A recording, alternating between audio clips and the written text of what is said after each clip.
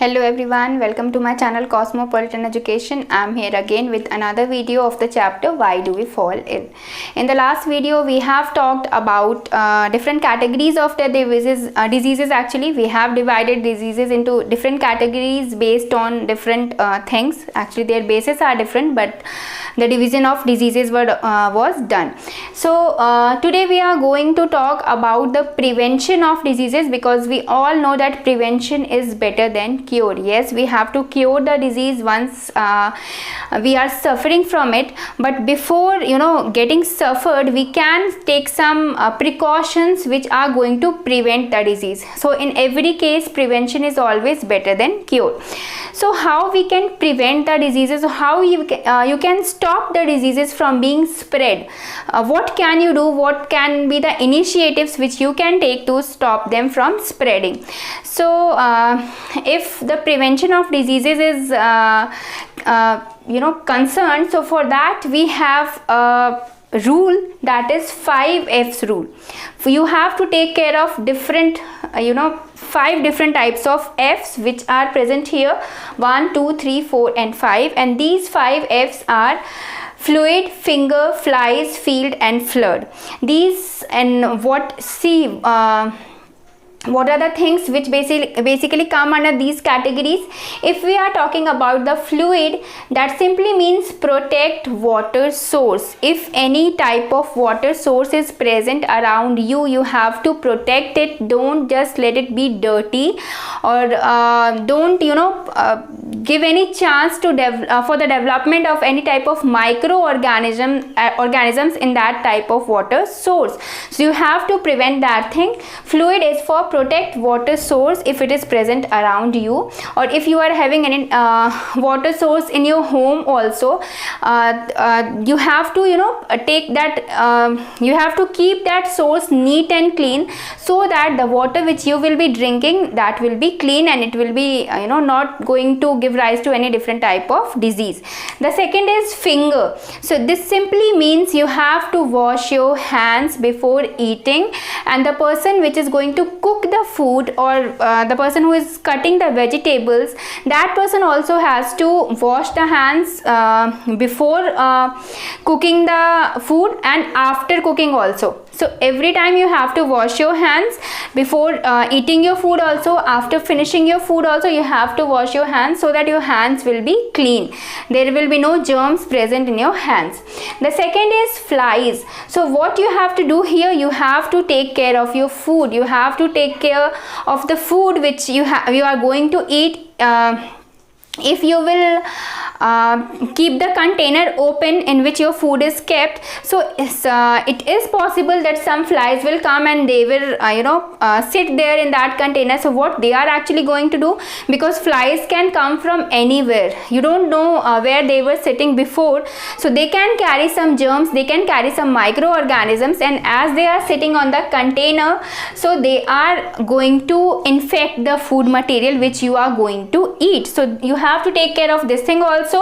You have to cover the food, or you have to cover the water also which you are going to drink. The fourth is field. So what comes here? Defecation in open. This is basically happening because of lack of education, lack of knowledge, or in some rural areas actually this thing can be seen very frequently, that people are going for defecation in open fields. So this thing should be avoided, because this is a main reason because of which microorganisms are developed, and the rate of multiplication of microorganisms is very high. So they can divide, or they can multiply at a very rapid rate, and they can infect each and everybody which is present, who is present in that surrounding. So this thing should be avoided by people. And the fifth one is flood. This simply says that you should maintain proper drainage system in your society. The place where you are living, you have to keep that place neat and clean. Your environment should be healthy, so you have to maintain a proper drainage system. If water is present in that area, in that locality, it should not be allowed to be collected at a proper place. It should be drained out quickly, because if it is dirty and it is collected at any particular area, in that case also it is going to give rise to microorganisms that is again harmful for your health. So a proper drainage system should be maintained in the society. So these are some preventions which you can take to stop the diseases from spreading. This is very, very important. And next we have to talk about the means of spread. What are the different means by which the diseases can spread in your locality or in your area? So they can be spread with the help of mediums actually. As microorganisms, they are causing the diseases. They can be transmitted from one person to another, and they use the medium for their transmission. What can be that media? It can be through air, because it is present everywhere. So microorganisms, they can transmit through the air. And what are the diseases which are caused because of the microorganisms which are transmitted through air? Common cold and pneumonia. As you can see this thing, that if anybody in your family is suffering from common cold, so all of you, there are chances that all of you will be suffering from common cold. Why this happens? Because this is a viral disease, and because of the air which is present everywhere, the virus can be transmitted. It can be transmitted from one family member to another, and not only in families actually. If anybody in your class is suffering from common cold, he is sneezing all the time, so some viruses are released in the air, and other students which are sitting in that class, they are also breathing in that atmosphere. So there are chances that the virus will enter in their body also. So these are the mediums which are used by the microorganisms to transmit the disease through air, common cold and pneumonia. And the diseases can be transmitted through water also. What are the examples of those diseases? Cholera. Cholera is the disease which is caused because of the use of water, or you can say dirty water actually. Microorganisms easily enter in the water, and if that water will be consumed with another person, so this disease will enter, the microorganisms will enter in the body of another person very easily. So this is the transmission of disease through water. And diseases can be transmitted by physical contact also. As I have already told you about the example of common cold, this comes under physical contact. If you are your friend is suffering from common cold and you are exchanging the things with him, and suppose you are giving your pencil box, you are taking his notebook, in that case also there are chances that viruses may be present in that thing, and when you are taking the things from him, they can enter in your body. So this will be through physical contact. They can be transmitted through sexual contact also. For this we are having the example of HIV/AIDS. This is very, very dangerous disease. It can be transmitted through sexual contact, and this is not only one reason for its transmission. HIV/AIDS can happen with the help of used needles also. If one needle is used for one person and same needle is being used for giving injection to another person also, in that case also there is transfer of blood from one person to another, so that is also going to cause HIV/AIDS. But sexual contact is also one very important reason for the transmission of this disease.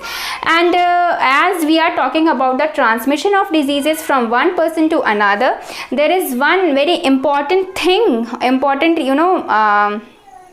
part for this discussion which is present in the atmosphere, in our surrounding, which is transmitting the disease from one person to another. And they can be in the form of animals or small organisms also they can be. So they are the biotic components which are present in the environment, and they are also transmitting the disease from one person to another. They will be called as vectors. Okay, so vectors are also responsible for the transmission of diseases from one person to another. As for example, in the case of malaria, we simply see that malaria is being caused because of mosquitoes. female Anopheles is the vector which is responsible for this disease. So that's why this mosquito, it will come under the category vectors, and it is spreading the disease malaria. So these were few things which we have talked in this video from this chapter, Why Do We Fall Ill. We have talked about prevention of diseases by 5 F's: fluid, finger, flies, field and flood, in which you have to take care of water source, you have to wash your hands frequently, you have to cover the food, you have to prevent defecation in open area, and you have to maintain a proper drainage system. We have talked about means of spread. It can be spread through air, that means common cold and pneumonia, through water, cholera, physical contact, again common cold here, sexual contact, HIV, AIDS, and some vectors can also transmit the diseases, as for example mosquito, which is spreading the disease malaria. So rest of the topics we will be covering in the next video. Stay connected. Thank you for watching this one.